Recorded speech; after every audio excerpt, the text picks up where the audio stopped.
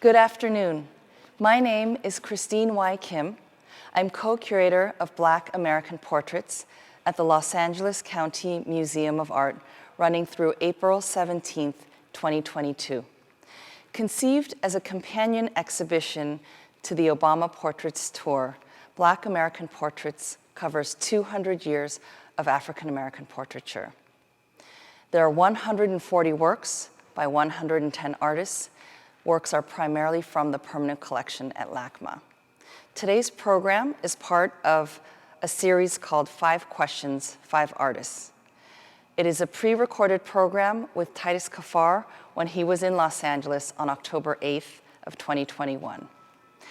Titus Kaphar founded recently an extraordinary program and space in New Haven, Connecticut called Next Haven, which is an artist residency, a workshop, a community space, and a gallery.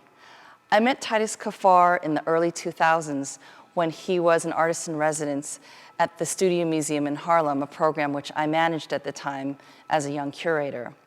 He had just come out of the MFA program at Yale University.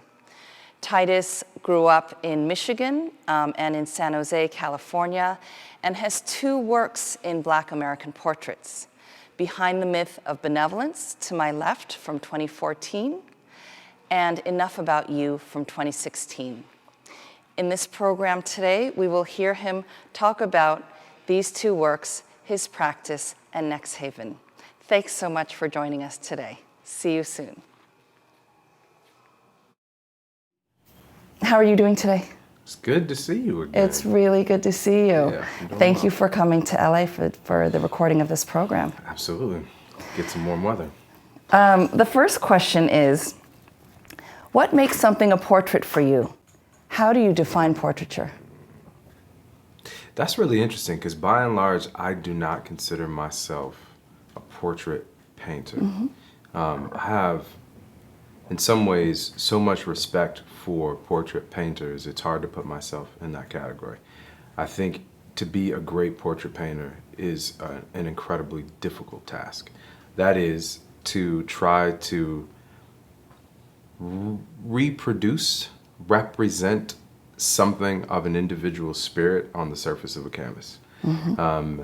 When I'm working on the people that I'm painting, oftentimes they are actors in a play, trying to tell a sort of larger story about a historical idea that maybe wasn't considered in its own time, but was very much the undercurrent of the painting at that time. So I utilize portraiture in that way. And I know when I'm working on a painting, when I've found like the essence of a character in a particular image, but very rarely am I trying to say, oh, that is Mackay, right? And even as I'm painting presidential portraits, those function as archetypes, they function as figureheads, they function as tropes. I think when we look at, you were talking about Behind the Myth of Benevolence, for example, when we look at portraits of Jefferson, at this point, me personally, I'm not seeing the spirit of that individual in those historic portraits. In many ways, they were trying to, when you have Peale or you have Rembrandt Peale, or you have any of the other portrait painters who are Gilbert Stuart, who are painting, they are not trying to find the human being in the representation of these individuals on canvas. They are trying to deify these characters. And so that's what happens. And so when we look at them, we're not getting connected to a person. We're not getting connected to the person of George Washington, his struggles, his failures, his triumphs. That's not what we're getting connected to. We're getting connected to this idealized version of a president. Right, right. And in many ways, your work is almost painting about the history of portraiture in the That's sense right. that you're utilizing the language That's of right. kind of traditional portrait painting, but through another lens where there's a kind of revisionist or a reimagining or revising of somehow of that original kind of condition Yeah. of the sitters, and kind of almost moving that lens to recenter something, someone, a moment, so that the personhood That's of the right. sitter can really be brought up That's out, right. as opposed to this kind of idea. I'm looking at a portrait, I have to know who this person is, why this person is important. That's right. As opposed to the personhood. Yeah, I mean, I think what great portrait painters are able to do, well, let's talk about bad portrait painting for just a second. You can paint a portrait of somebody and it could look like them and not feel like them. Great portrait painters are able to make it feel like them. And there are painters who, with limited brushstrokes, can make the marks on the surface and make it feel like you. That's conjuring. That's magic. That's more than just representation. It's different. It's very different. That's why I say when I'm working, I'm not functioning in that same kind of way. I, in many ways, function more as a director, as Right. a filmmaker, and this is a script, and I say, I think this person can play this role. That's so interesting you say that, because if we think about portraits like the Ambassador's Hans Holbein, where you have the skull and the books and the sort of, these objects that are put in the frame to convey something, oftentimes you'll do that. It's like removing the metal collar on the boy in Enough About You. And so the kind of, you're saying you're working like a director, and that these are kind of sets and scenes That's right. that you're setting up That's with right. a kind of variation on who's being centered and how and what's being brought out, the spirit of the person. That's right. Yeah. Because I think in portraiture, it becomes important for us as a viewer to know the person. What's that person's name, right? So let's take Enough About You, for example. Now I have a whole relationship to the individual who stands as the model in that portrait. He's my dear friend's son, right? I've watched this kid grow up. And so for me, I know who he is. That's important to me. But in terms of your experience as a viewer, he has played his role in this painting.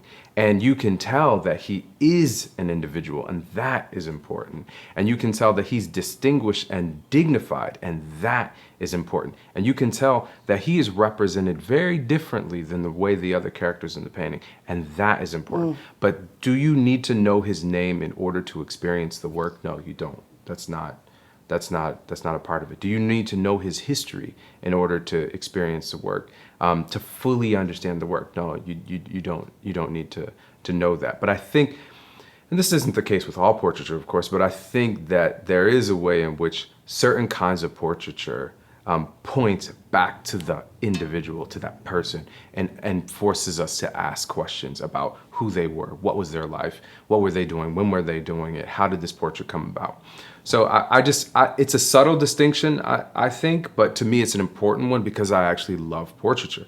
I think it's my favorite form of painting. It's what drew me to painting when I went to museums early on. It was the portraiture and the lack of black faces in the museums that I'm seeing. Kehinde talks about this quite a bit. That led me to want to do other kinds of things.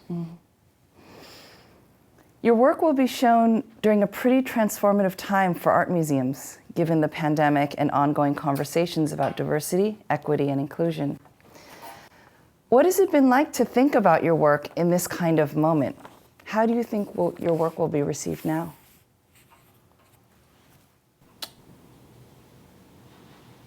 Or maybe there's not a difference. I don't know.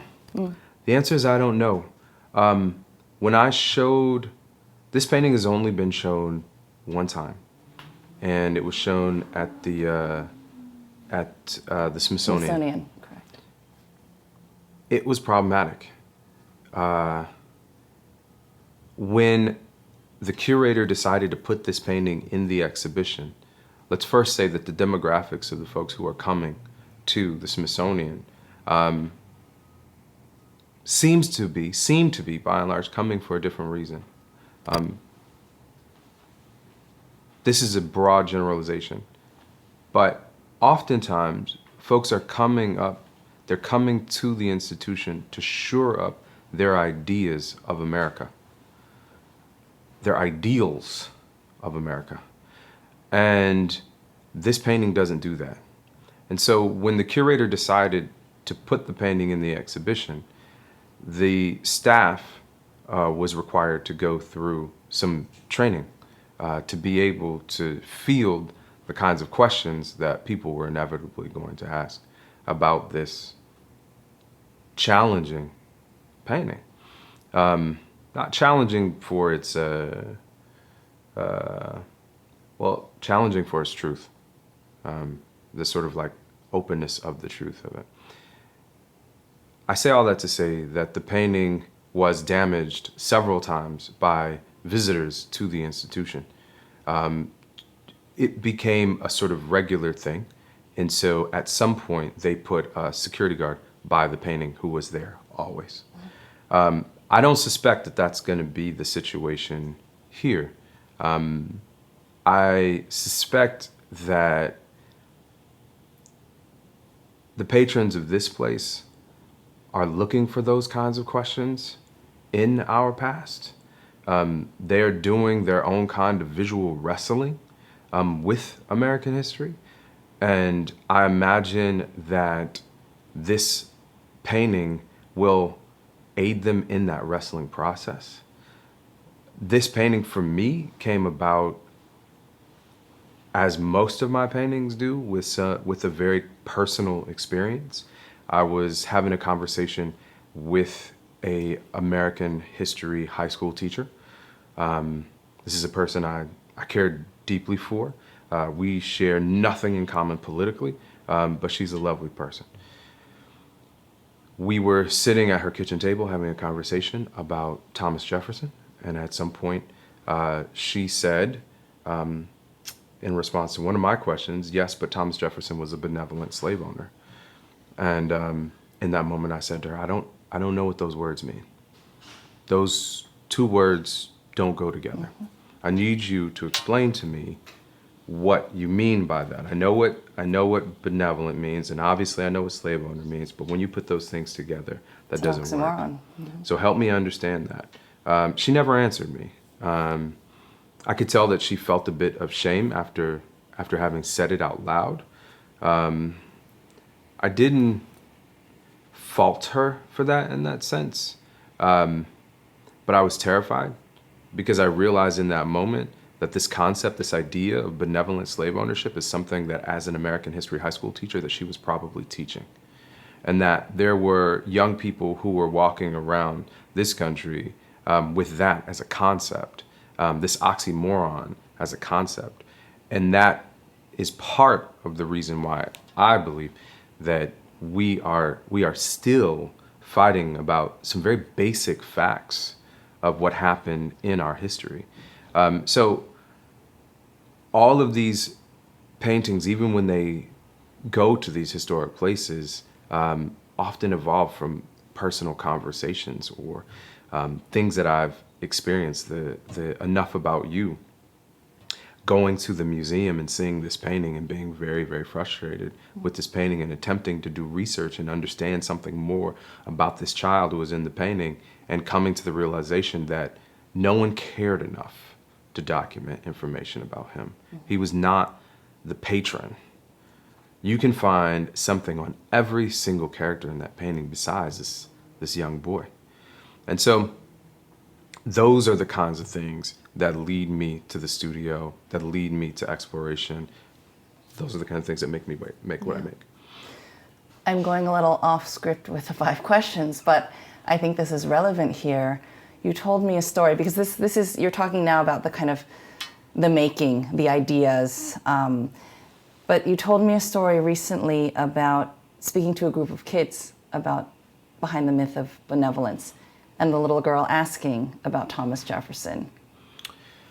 Can you tell that story and kind of you taking a pause? Yeah.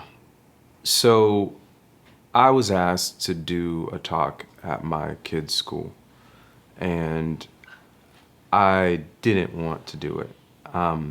But my son wanted me to do that. And I'm aware that there will come a time when, as a teenager, he's very embarrassed of his father, and he probably is not gonna want me to be around. And so I was just excited that my boy wanted me to do this. And so I said, all right, I'll do it. The original conversation was about me just talking to his class. And so that was simple. I was going to show up, have a conversation, show a couple of slides, and move on. Somehow the head of schools found out, and then I was talking for the entire school. So cut to me in the library-ish space, not the actual library, but the library-ish space, giving a presentation to not just kids who are in 5th and 6th grade, where my son was at the time, but the lower grades as well. And I put up the painting of Behind the Myth of Benevolence, and the adults in the room, first reaction, and this is often the case, is they gasp. And when I gave the TED Talk, that I showed that image in the TED Talk. You don't see it in the final, but I showed that image, and that's what happened. People, they do that. So that happened in the classroom when I was sitting there, and I paused for a second. I'm pretty good at talking off the cuff, and I realized I am going to have trouble trying to explain what this painting is about to these young children. And I was kind of being evasive. I was trying to talk around the issue and make it gentle. And I said something along the lines of, this is a painting about Thomas Jefferson. Thomas Jefferson enslaved this young black woman, this young black girl. She was 14. Thomas Jefferson had a child. This woman had a child by Thomas Jefferson. And he left his children in slavery. This little blonde-haired white girl raises her hand and she goes, "What do you mean?" And that's when I sighed. And I was frustrated that this was the first time that she was hearing this. And I was frustrated that it became my responsibility to explain this to this little girl.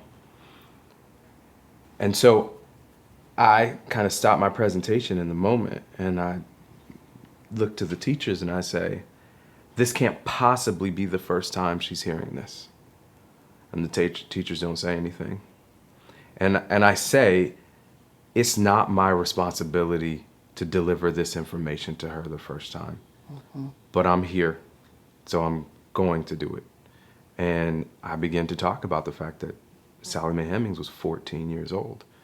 We now have this fictional narrative that we want to tell about this kind of love relationship that happens, but forget about what it potentially could become. Forget about the reality that this is a character an individual who had full control over this woman's body, her freedom, her liberty, her rights, every choice that she made. Forget about that all for a second. She was a child. She was a child. So I have this conversation, and I'm not feeling great about it. I'm upset about it. And I left that little girl, I think, very confused, because it really wasn't enough time to go into it.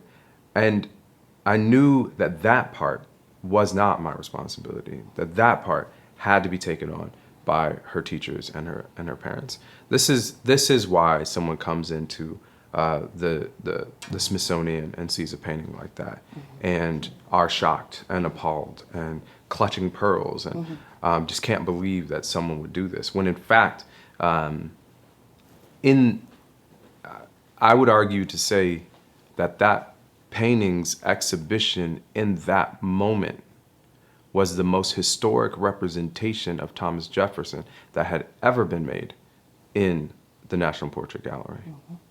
That all of those other depictions of Thomas Jefferson were fictions. Mm-hmm. When you look back at the work from the earlier part of your career, what do you see now that's different from what you saw at the time? And I guess maybe should add to that is sort of how you felt. I welcome risk and I welcome failure in the work. I've come to realize that if everything you make succeeds, forgive me here, but this is my mantra, if everything you make succeeds, you're just not fucking trying hard enough. If you are not willing to lose it, you are not going to find the great thing. And so sometimes that means making a thing and unmaking a thing. And that itself is the practice. And in the beginning, there was a preciousness about the things that I was painting. And now I feel very clear that the painting is subservient to the art. The painting is a color on the palette. The painting is a gessoed canvas. The painting is the oil paint you decide to use. It is a tool to get you someplace else. So I don't think of the individual paintings that I make as the art in itself. I don't think of that as the end. It's once I have that painting, once I have that as the raw material, that it, in my mind, has the opportunity to evolve into that next state of being. What do you envision for the future of portraiture? I know you were saying before that you don't see yourself as a portrait painter, so maybe this is a more complicated question in that you're thinking about portraiture and making paintings about portrait painting, in essence. What themes, topics, or discussions do you think will be prevalent in the future for Black artists? And I guess, these are sort of standard questions that we're applying across, different artistic practices. So maybe, as I'm reading this now, sort of wanting to reframe it or sort of customize it to your practice, and, you don't have a crystal ball or control of what other people are doing, but maybe the question is more, given your extraordinary contribution to thinking about painting in the way that you have, reframing, recontextualizing, bringing out the personhood, bringing out the kind of spirit of the sitter, and not the re-emphasizing the fiction of history as it's been kind of taught in the mode that it has, certainly in this country. But maybe sort of what impact do you think that has on artists whose bodies, communities, families, and friends have been sort of in the margins or depicted as others, and the way that you've gone about it, and sort of how that's kind of shifted the conversation, or maybe how you hope that's shifted the conversation for younger generations? At this moment, for Black people, this country feels challenging. The challenging thing is that it's challenging in the ways that it's always been challenging.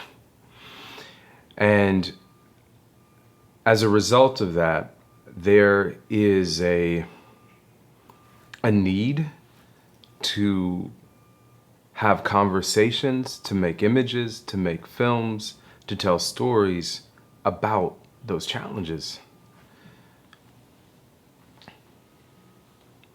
But as with all cultures, we are full-rounded, good and bad, happy and sad. And I hope that there becomes space for the levity. Mm-hmm. There becomes space for Black joy, not just the suffering. Mm-hmm. I think we have to tell those stories of suffering. That is the truth of our experience. It shouldn't be diminished. It shouldn't be pushed down. But for our own sake, for our own spirits, I think it's essential that we find our joy, we find ways of telling stories about our joy, and we make space for that. It's interesting because I think it's sort of a conundrum, because for so long, folks didn't want to hear about our suffering. Folks didn't want to hear about the pain of it. And so we have open ears right now. And I think that has led to this conversation, because people are open to it. And that's good. But there is an issue of self-care that can be ignored in simply telling the story of the suffering. Mm-hmm. Not the self-care of the person hearing, but the self-care of the person who's telling, obviously. And so I hope, and I think this is where it's going, I hope that there is space made for us to tell the full story of who we are. Mm-hmm. And that really does come from Black storytellers being the ones who control their storytelling. Mm-hmm. Black filmmakers being the ones who direct the films, being the ones who produce the films. I think that's what it's gonna take. The other thing is time. When we make portraits, we think of it as a snapshot, a moment in time. I've captured you now, not then, not later, but now. And I just wonder if, with all that's happening with technology, there becomes a way for us as makers to make portraits that somehow capture time in motion. Mm. I don't know what that would look like, but I saw the Rembrandt exhibition of the portraits of him throughout his life. And that was a really moving experience for me, just watching a painter see himself and put every blemish, every age spot, every wrinkle down on the canvas, and celebrate it, and celebrate that time. And I wonder, I mean, that's one way of doing it, of course, is just making portraits throughout your life. But I wonder if there's a way to create portrait that speaks to an entire life, mm-hmm. Portraiture that speaks to an entire life, as opposed to just simply a moment. The reason this is interesting to me is because I think that's the fundamental problem with monuments, is that they capture just a single moment. And portraiture is a kind of monument to an individual. We are talking in this country right now a lot about monuments that are in public squares. So the challenge with monuments is that they capture a single moment. And an individual is not made up of a single moment, but multiple experiences over time. Mm-hmm.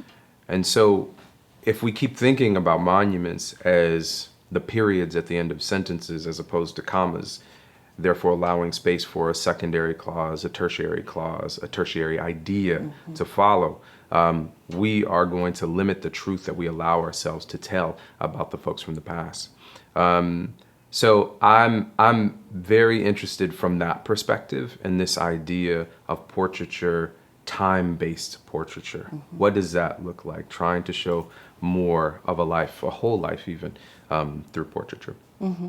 I think that also speaks to a kind of relationship with complexity, the sort of temporal metric that you're talking about, that when Black joy, abundance, family, community, afternoon and a picnic or whatever it might be, and you figure that more centrally into the conversation, into the depiction, what then starts to emerge is when people are just allowed to be complex, right. Nuanced. Right. I woke up today feeling this, but at 10 o'clock I felt this. That's right. And at 4 o'clock, and in the course of, temporally speaking, of just one day, that you're many different feelings, that's right. Spirits, beings, experiences all at once, and that oftentimes the person who's being objectified, depicted, othered, is only allowed to be that kind of one or yep. two emotions or things. Yep. Yeah. I think, that is what is unique to film, right? Is that you can take 2 hours and you can attempt to tell multiple moments, not just one, tell multiple moments. I think that's compelling. Part of the reason why I'm interested in working in the medium of film right now is because of that. I have been making these paintings which speak to, this moment right here, but they always end up asking me the question, well, what happened before this? And then, well, what happens after this? Right. And so I think time-based mediums allow me to explore the before and after. And so we'll see how that evolves. Right, because when you think about a static portrait, yes, the portrait can change, but the power is in the viewer, that it might sit with you and then you look at it again and you see it differently, or you notice something else. It's not in the power of the sitter or the... Right, objectively, we can say that is not moving. Right. Right, I guess maybe if we talk about it on some molecular level, then there's, the material itself is shifting, it's constantly changing. Oil paint takes generations to dry, and so in that way, maybe it is changing. But in reality, as we see it, it's pretty much static. And so thinking of time-based medium gives us an opportunity to explore different ways. Yeah, and a lot of these ideas are reflected in the thinking behind Black American portraits and how summer of 2020, what people have called a racial reckoning, whether I hear now that it's October 2021, talk about it in the past tense. And I think to myself, how can this be this thing that happened over 1 year during a pandemic and now it's done? I mean, this country has not had a reckoning of any appropriate scale. No. Certainly not in 1 year. And centering Blackness in this way with the type of subjectivity that we're talking about is something that's very key in this exhibition. And I'm wondering if you can, this is sort of related to a question that I asked before, but somewhat different in that within the context of this exhibition, what do you hope a viewer might take away after having seen these two paintings of yours? I mean, you talked about the Smithsonian context. And you've exhibited globally. I mean, we spent a lot of time together at the Studio Museum in Harlem where the mandate really is around supporting artists of African descent. So a more culturally specific context. But then kind of, fast forward 2021, this show, it's different. Or maybe it's not.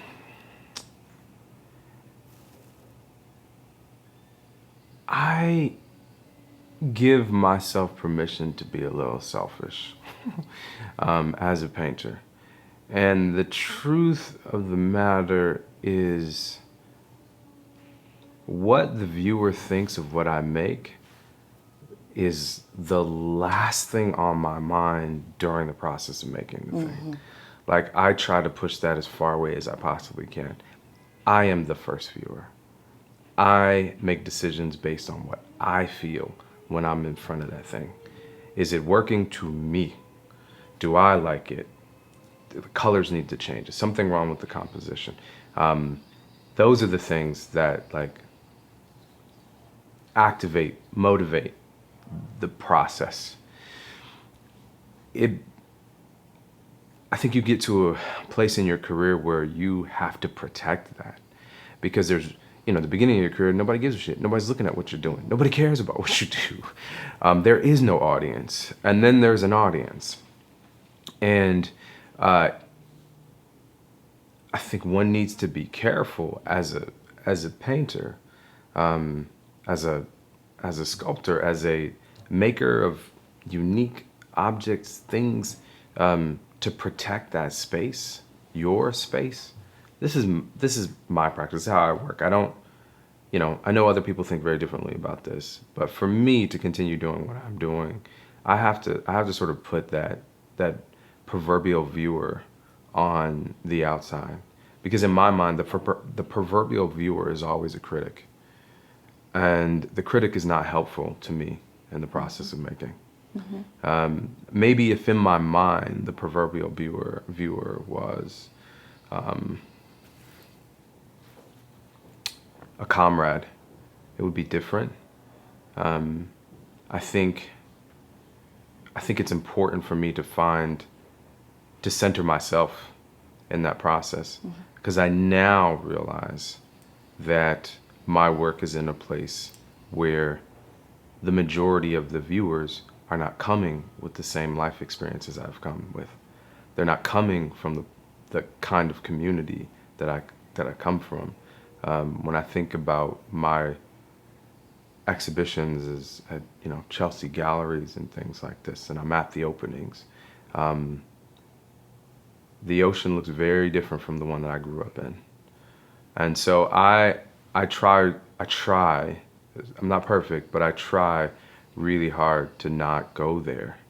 I'm deeply interested once the work is made and it is in the space. I'm deeply interested in hearing what people think about it. I don't have expectations for what they'll take away with it. I don't. I mean, I think I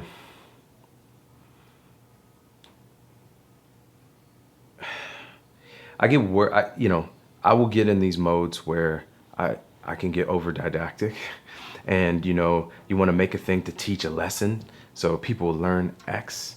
But I think that's a problematic space for me to make work out of. It's not for everybody. Some people can do it really, really well, but I don't make honest things from that space.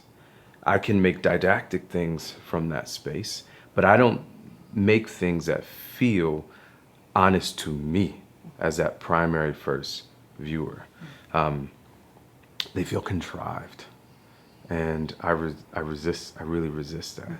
So, Titus, thank you so much for joining me today for 5 questions. I look forward to having you back and to see the exhibition and your work in the context of this show at LACMA.